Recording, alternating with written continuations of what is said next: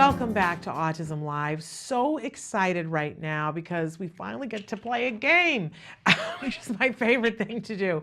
And joining us via Skype right now, we have Bill and Andrea Ritchie from Thinkfun. And I got to start by saying, I was saying this before the break, if you have not heard of Thinkfun games, I don't know where you've been because we've been talking about them, but you need to go right now and go to Thinkfun, not right now because you should listen to this first, but when we're done, go to thinkfun.com and check out the games that they've got because we're going to talk with them, but I'm telling you, these games are great for our kiddos. And they're great to play with all kiddos, which is great for our kiddos. So first of all, Bill and Andrea, thank you so much for being with us. We love you and we love Thinkfun. Thank you so much. It's a pleasure. And we always learn a lot from parents and teachers and kids in the area of autism about how our games do well for them. So we learn more really from your community than anybody about that. Well, and it needs to be said, I mean, your games are for anyone, but there are some elements to your games that make them ideal for our kiddos who are on the autism spectrum because they're really reinforcing, they're really fun to play, they're really interesting, and they're in an area where our kids, I was thinking about this on the ride in this morning, you know, for anybody who has anxiety, and a lot of times our kiddos on the spectrum have anxiety, when we give them a puzzle that is solvable and that has elements that are reinforcing to them, what it does is it focuses all their energy and the anxiety goes away for a period of time, which there is no better gift to have them have their anxiety go away for a while, have something that's really fun for them, and it's educational. Oh, I want to jump through the screen and hug you both. Well, you know, I want to respond to that because one of my most wonderful memories is a boy who was on the spectrum at some point, and he had a really hard time sitting still for any amount of time. And he was playing with one of our games, and as the teacher went around the class, at the end, he said, you know, what did you learn? And he stood up, he threw his hand in the air, and he said, I learned that you never give up. Oh, how much do we love that? Yeah, it's very, warms your heart.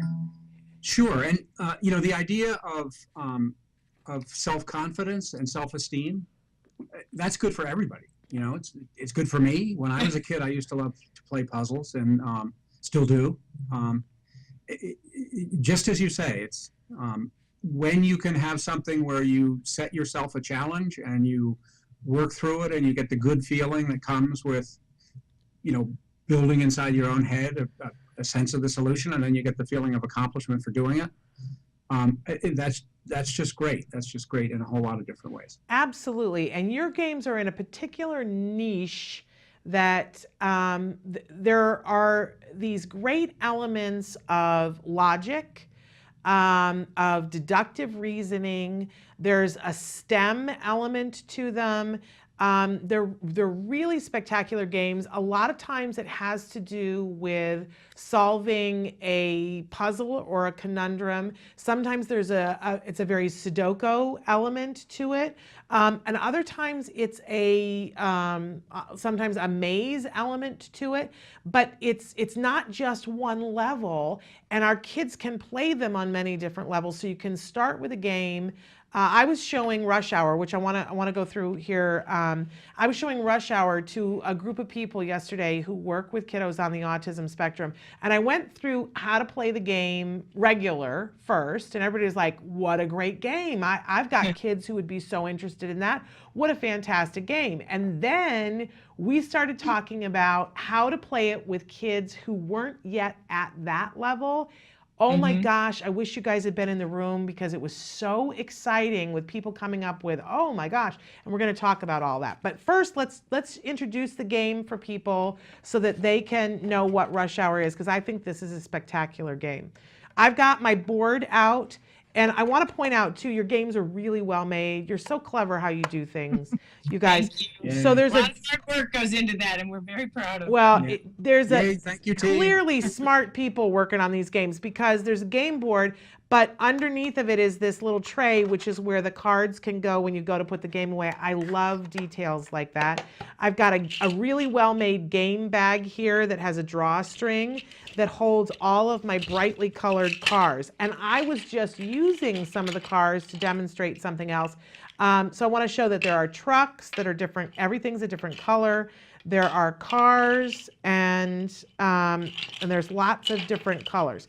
But one of the colors of the car is a red car, and that car is super duper important. Do one of you want to jump in and tell them why the red car is important? Well, that's the hero car. And the idea is that... And it's your car. Yes. Right. The idea is that you take the role of the red car, and you are escaping traffic and getting to, your goal, your destination. And I love this. I love this. Yeah. So the cards are, just so everybody knows, the cards are all, there's a deck of cards, and they're all coded. There's beginner, intermediate, advanced, and expert cards.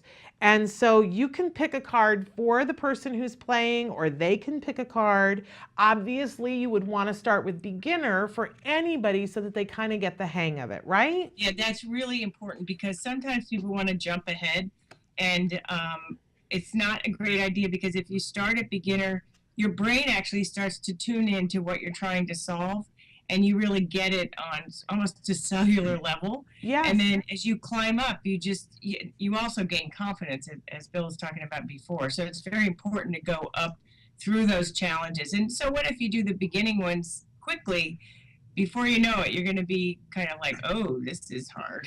Yeah, but I love what you're saying there, Andrea, because you remember those old pictures back in the 80s that it was a picture and you had to sit and stare at it, and when you stared at it long enough, all of a sudden another picture, and you could see it clearly, but it took, you had to and then the more you did it, if you were good at it, the more you did it, the better you got at it. I think logic is that way too, that once you start to see what you have to do in your brain to solve it, then you key into sort of that mode, and then you are in that space where you can get better at it. So I love this game. I played this with my son and with Nancy Alspaugh Jackson's son. My son is 13 on the spectrum. Her son is 15 on the spectrum. And it was interesting to watch all three of us, how we went about solving the puzzles and how everybody got excited when they got it. Yes, and I would add to that, even though it is sort of a single player game, if you will, you might have noticed in that situation, it is perfectly fun to have people helping each other. Oh, yeah. And even if if someone was really struggling, if you were to look at the solution, there's nothing wrong with that. That's why we have it there. So you learn, and then you get that aha moment, like, okay, I get it. And then you can continue.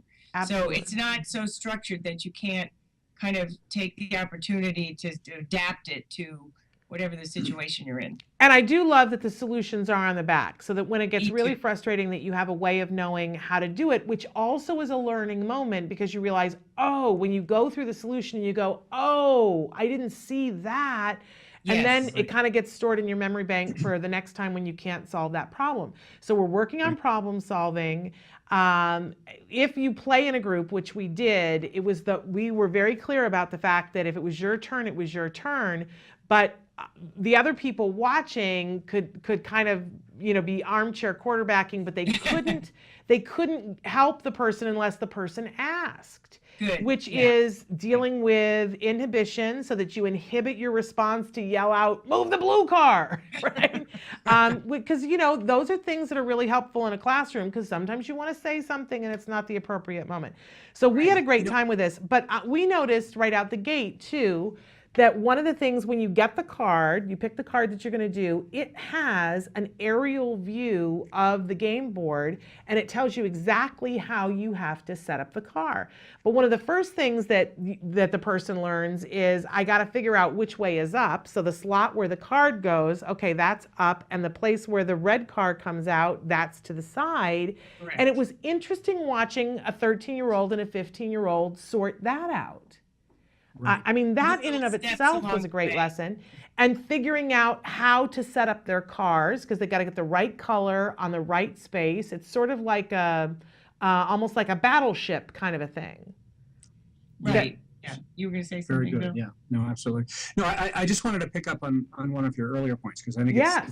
it's very important that when we've been at this since 1985, so it's been a long time. And when we started the business, our goal was to become, the world's best at doing this. But there were a number of companies out there already producing brain teaser puzzles, logic puzzles, this kind of thing.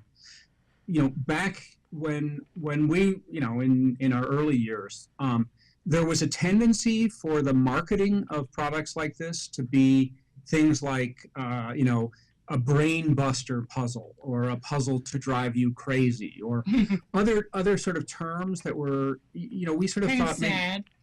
disrespectful maybe. Yeah. And we vowed fairly early on that we wanted to make the process of playing it be one where it would just be respectful and it would be empowering. And, yes, we give the solutions because why hide them from people? We want to make it so that the games can be the best that the games can be, and that you as the player can come and interact with them at your own level. So the beginner challenges, if you're a beginner, then you build your confidence. And if you're really good, then we have expert and that can challenge you too. And then, as you were saying, the instructions and the design and the layout, we spend an awful lot of time trying to think of, okay, how can we do this in a way that isn't mocking or diminutive or something, but really brings respect to the process. And I think people appreciate that. It's great. It is great, and I'm sitting here playing because you can't not. That's the thing about it. And as I've had this out on my desk, and we were playing with the two boys, and people were coming by, and people want to play with this. It's one of those things. There's something about the colored cars on the board and the way they slide on the board. Everybody wants a chance at this. You guys have done a great job at making this really reinforcing, and it really does shift your thinking.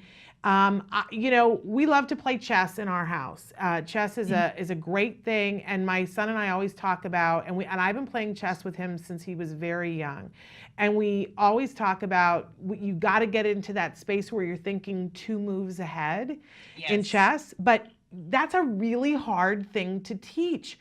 But you know what? This game teaches that because you do have to think several moves ahead. Right. And if I do this, what will happen? And yeah. Domino. Absolutely. So absolutely love this. I'm just realizing we're woefully out of time here. But I want to stop on this one. Say Rush Hour. Check this out. It's rated 8 and up. But we discovered yesterday that there are a dozen different ways to play this with kids that are younger. First of all, just by having them, a younger kid, you don't even have to solve the puzzle. Have them set up the board to match. This is a great skill for kids that are younger. You can work on colors. You can work on truck and car. There's so many different things that you can do with kids that are younger with this game. Truly. I want to let your audience know that there is a Rush Hour Junior. So that has actually challenges curated for younger kids with an ice cream truck. Okay, love that. But sometimes people have kids that are multiple ages, and so this great thing, you can play this in many different ways. But Rush Hour Junior, we want to go and watch a video of a new game that you guys have got out called Circuit Maze. Last year we featured Laser Maze, and let me just tell you, everybody loved it. So let's show this video for Circuit Maze, and then we'll come back and talk about that. Okay, here it is. Thank you.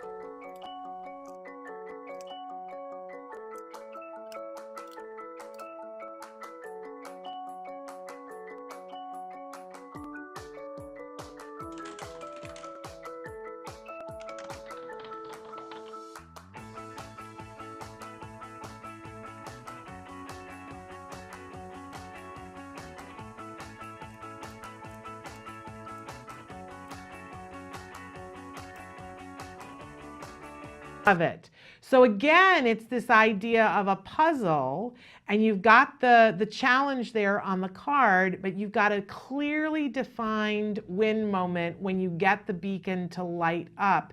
But the kids are learning about creating a circuit, correct? Correct. Yes. And positive and negative energy, and it's really fun for them. As I've observed, to work it through. And again, similar to Rush Hour, kids may collaborate on it. I mean, they might not, you know, or with their parents. You know, this was an interesting one for us, creating Circuit Maze, because as you know, STEM is hot. Everybody wants, you know, kids to learn 21st century thinking skills, science and math and technology and everything. And we've had this idea for a long time that that games can promote that. And so then the question is, how do you make it so that games do the best job of promoting that? And the interesting thing about Circuit Maze is that the concept of electricity and just how electric circuits work, it's a complicated thing. We talk to teachers and we talk to even professors at university who say when kids get into you know, electrical engineering programs, that just there's some conceptual things that are just hard. What we did with Circuit Maze is we said, okay, so we're going to make a game, and the way we're going to position it is you're not learning about electricity by playing our game. You're learning the rules of our particular maze, and if you want to win, then you need to learn how to win. You need to learn what the rules are. They're not that tough. It just so happens that the rules of our game are the same as the rules of electricity. So by playing our game, you will build a genuine mental model for how electricity works, even though you don't have to study electricity and all the details of it to do it. It's amazing what these kids can, what these games can set our kids up for success in all different kinds of areas. But Bill, where I told them to go to thinkfun.com, but where else can they get these toys and games? Well, they can get them in neighborhood toy stores, some of them in Target, Amazon, which is where our website will drive you to because it's easier for parents to just click through. But our website is great because we have a Try Me section where you can try out the games online, just to get a flavor for it. For example, Circuit Maze, they saw a video, but you can, you know, try the games out online. So I would do that, and then you can click through to Amazon. Or neighborhood toy stores are great because the owners and the people who work in them know a lot about our games, and we're a big supporter of, you know, those smaller stores too.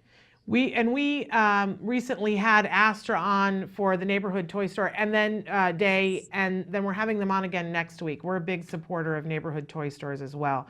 Yeah, really important. Love them. So I encourage you to go to the website and see all the games that you guys have, because we're only touching on 3 and ever so briefly here. And as I mentioned last year, oh my gosh, that laser maze, every kid who played that loved it. I got so many messages from parents how much they love that.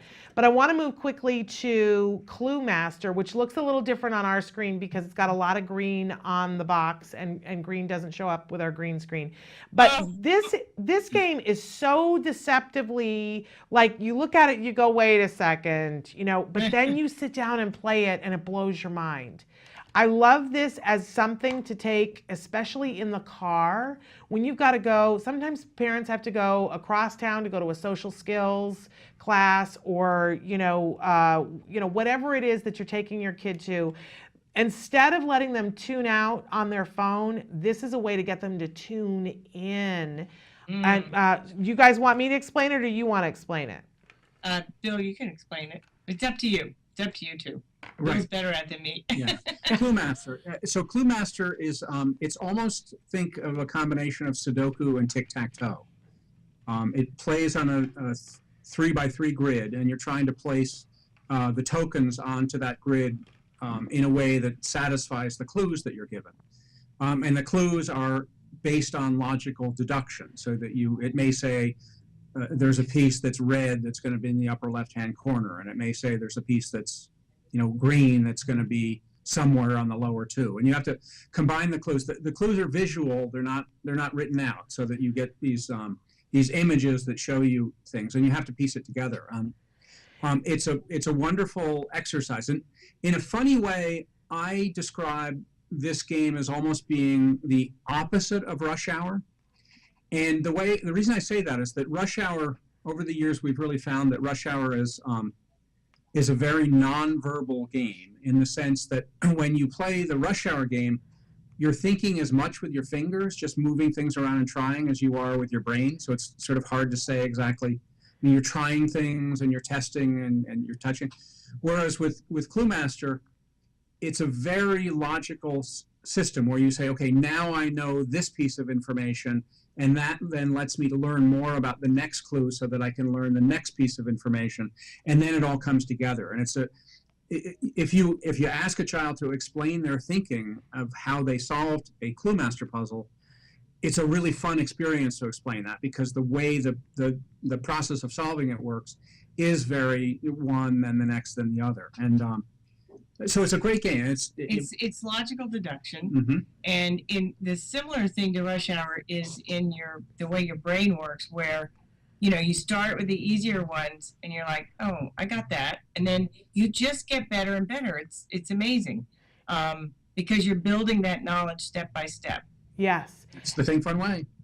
And I'm a big fan of looking at which hemisphere of our brain is working on which thing, because I do feel like it has something to do with lessening anxiety. And I see with this game especially that you got to start again with the beginner ones, because for a moment you go, I don't know how to do this, because it's your left brain trying to take over. And then the right brain comes in and says, no, wait a second. You get into this Zen, almost meditative state, and it gets easier, and your brain starts working in a way that is so relaxing.